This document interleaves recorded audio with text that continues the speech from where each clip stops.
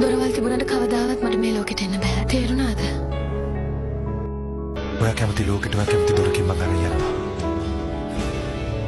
ඒක කරන්න මගේ ළඟ ඉන්න ඕනේ. මොකද මං ඔයාට ආදරේ.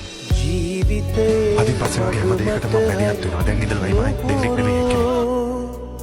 ඉරබට තරුවයි මග පෑදූ ඈතක ගිය තරුවක මා දැවටි පැතුම් හඬාවී මග තනිවී